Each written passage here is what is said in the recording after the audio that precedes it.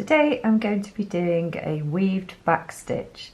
It's a decorative variation of the back stitch and it creates a thicker textured line. We're going to begin by doing some back stitches.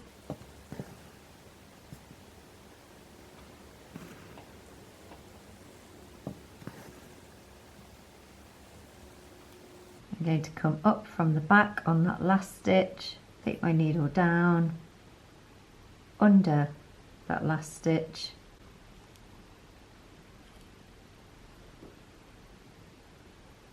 and then going up the next one.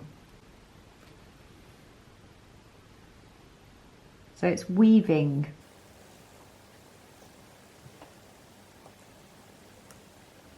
So the second thread, as it's going over and under these stitches, it's given a slightly braided ribbon effect. Don't pull too tight, otherwise the line will pucker.